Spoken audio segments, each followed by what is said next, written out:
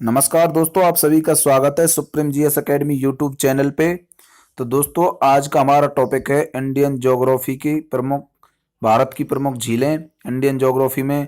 ये next topic है दोस्तों। तो चलिए दोस्तों, आज हम बात करते हैं इंडियन ज्योग्राफी से संबंधित इस टॉपिक के बारे में।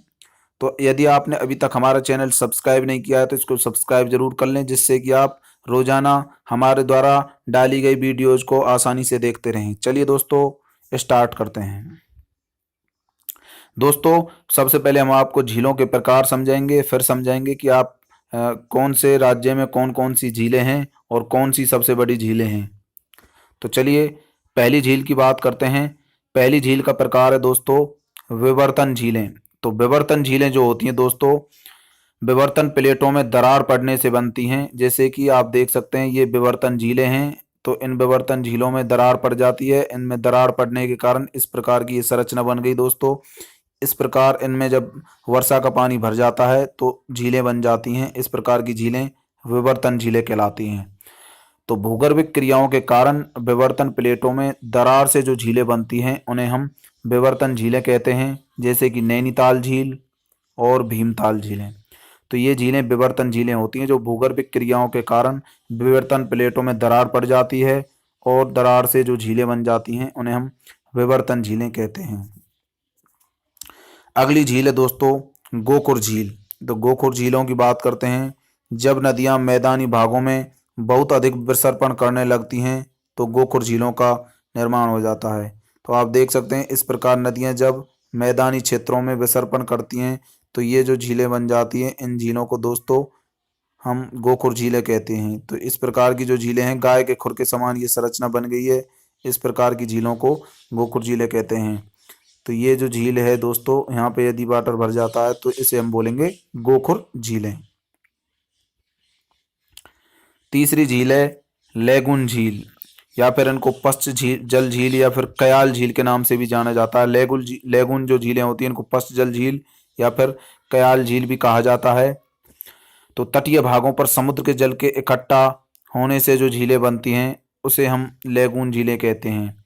जैसे कि चिल्का झील उड़ीसा में है, वेम्बनाड झील केरल में और पुलिकट झील आंध्र प्रदेश में। चिल्का झील उड़ीसा, वेम्बनाड झील केरल, पुलिकट झील आंध्र प्रदेश, ये लेगून झीलें हैं। जैसे कि समुद्र तट ये भाग हैं, इनमें जब इस प्रकार से पानी जब भर जाता है तो इस प्रकार की जो झीलें होती है इनको हम बोलते हैं दोस्तों लेगून झीलें। ये हो गई लेगून झीलें कहलाती हैं ये। जैसे कि चिल्का झील, वेम्बनाड झील और पुलिकट झील आंध्र प्रदेश में है। वेम्बनाड झील केरल, चिल्का झील उड़ीसा, ये लेगून झील या फिर कयाल झीलें होती हैं जो कि समुद्र तटीय भागों पर समुद्र के जल के इकट्ठा होने से बन जाती हैं। चौथा झीलों का प्रकार है डेल्टाई झीलें। डेल्टाई झीलें नदियों के डेल्टा वाले भाग में जो झीलें बनती हैं उसे हम डेल्टाई झीलें कहते हैं। जैसे कि कृष्णा गोदावरी डेल्टा पर बनी हुई कोलेरू झील इसका उदाहरण है। सुंदरबन डेल्टा में बनने वाली झीलों को हम बील झीलें कहते हैं। दोस्तों, ये डेल्टाई झीलों के उदाहरण हैं। नदियों के डेल्टा वाले भाग में जो झीलें बन जाती हैं उन्हें हम बोलते हैं डेल्टाई झीलें। अगला पांचवा झील का प्रकार है क्रेटर झीलें। ज्वालामुखी विस्फोट के बाद ज्वालामुखी के शांत होने पर बनी हुई झीलों को हम क्रेटर झील कहते हैं। जैसे कि आप देख सकते हैं, यहाँ पे चट्टानें हैं, इनके मध्य ज्वालामुखी का विस्फोट हुआ तो यहाँ पर ये जो संरचना बनी है इसमें जब वर्षा का जल भर जाता है तो इस प्रकार की झीलों को हम क्रेटर झीलें कहते हैं। और यदि ये जल जब दरार के द्वारा दरार इस प्रकार देख सकते हैं आप, इसमें दरारें ये दिखाई गई हैं, तो दरार के द्वारा जब इसके सतही भाग में जल भर जाता है ज्वालामुखी विस्फोट होने के पश्चात तो उसे हम कोल्डेरा झीलें कहते हैं। तो ये आप देख सकते हैं नीचे कोल्डेरा झील दिखाई गई है।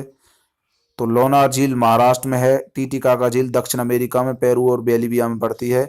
तो ये दोनों झीलें जो हैं लोनार झील और टीटीकाका झील, ये क्रेटर झील का उदाहरण मानी जाती हैं। जबकि टोबा झील इंडोनेशिया, ये कोल्डेरा झील का उदाहरण है। तो ये दोस्तों आप देख सकते हैं क्रेटर झील और कोल्डेरा झील। अब बात करते हैं किस राज्य में कौन सी झीलें हैं। तो ये अक्सर एग्जाम में सीधी सीधी पूछ ली जाती हैं, इसलिए आपको इन झीलों को याद रखना होगा।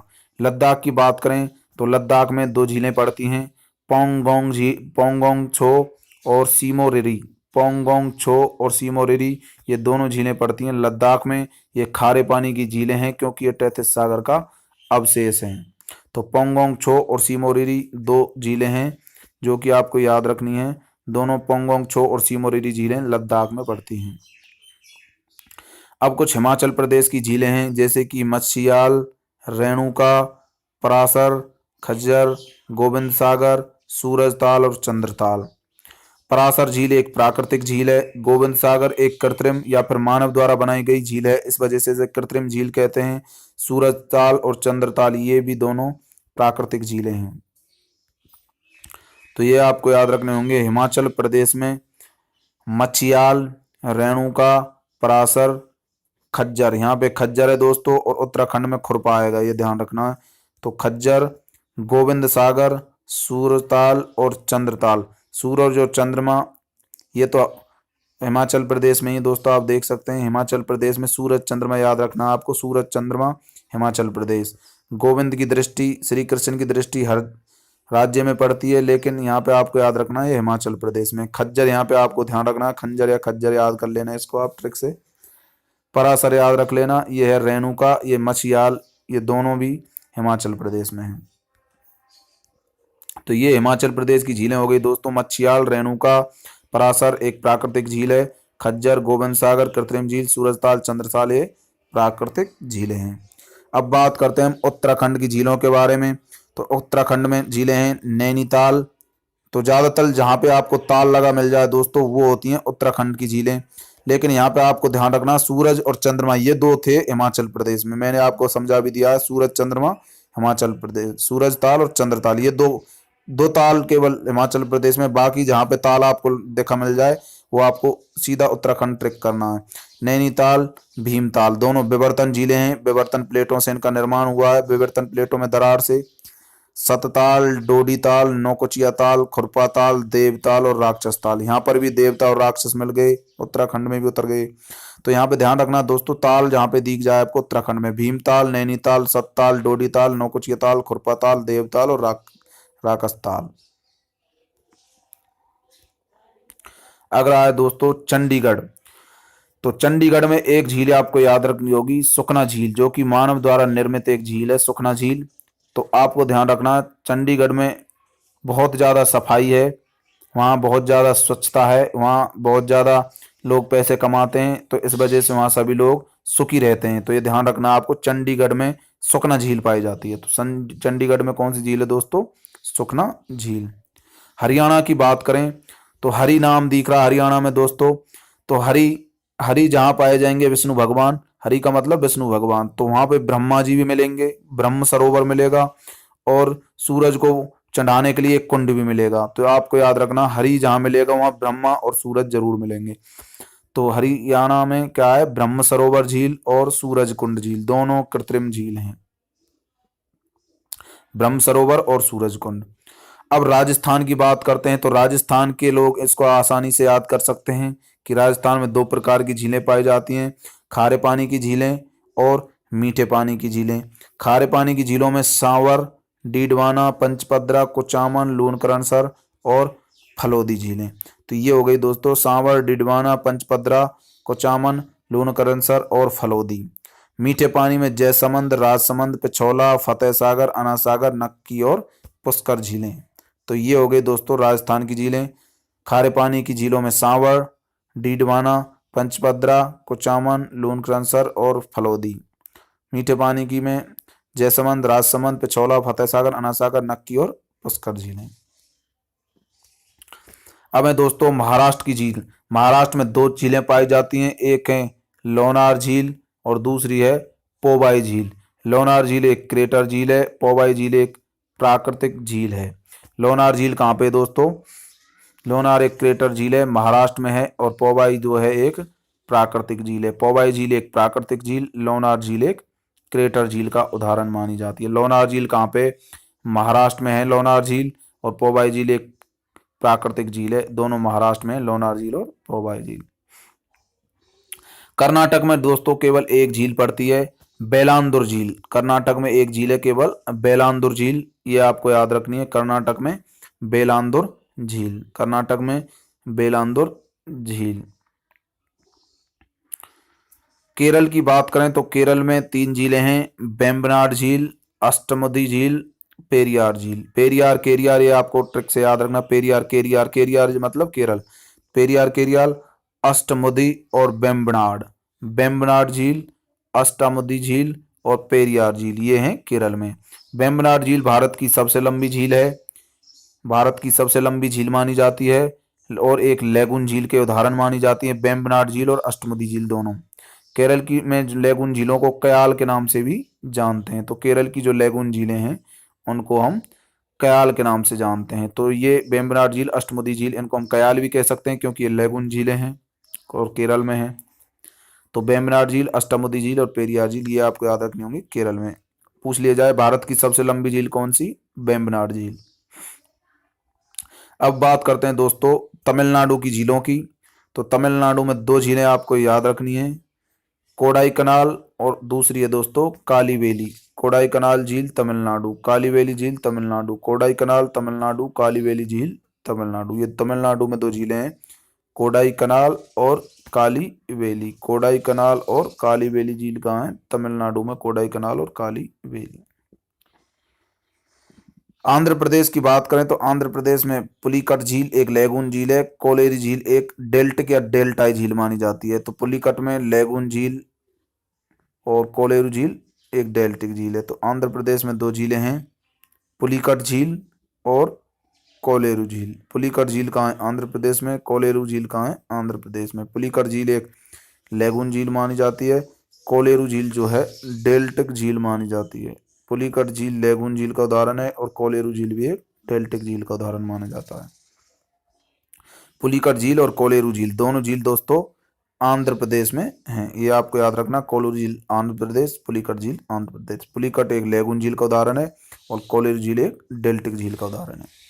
अगली झीलें हैं तेलंगाना की झीलें। तेलंगाना में 3 झीलें पड़ती हैं दोस्तों, निजाम सागर झील, हुसैन सागर झील और नागार्जुन सागर। तीनों में सागर लगा हुआ, निजाम, हुसैन और नागार्जुन। तीनों मुस्लिम नाम से आपको प्रतीत हो रहे होंगे, निजाम सागर, हुसैन सागर और नागार्जुन। नागार्जुन लेकिन हिंदू नाम है।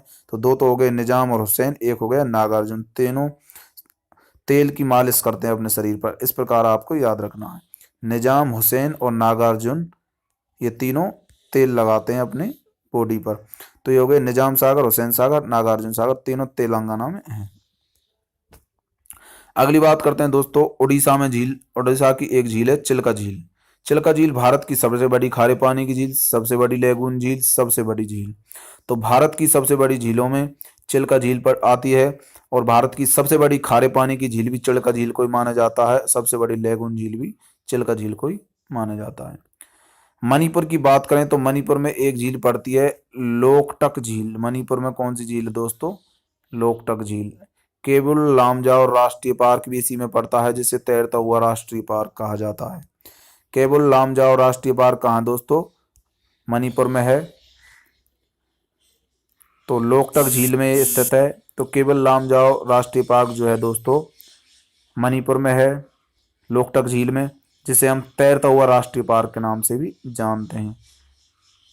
तो आपको याद कैसे रखना है, केबुल मतलब बगुला। बगुला मणि पर मान लीजिए एक टक लगा के उस झील में देख रहा है, किसी झील में बगुला किसी मणि को एक टक से देख रहा है, तो ये आपको ध्यान रखना लोक टक। कोई मनुष्य मान लो बगुला नहीं, तो कोई लोक जो है एक टक लगा कर देख रहा है, लोक टक किसको देख रहा है, मणि को देख रहा है। केबुल लामजाओ राष्ट्रीय पार्क। सिक्किम की बात करें तो सिक्किम में चोलामू झील है, जो कि भारत की सबसे ऊंचाई पर स्थित झील है। चोलामू झील ग्लेशियर के पिघलने से बनी है।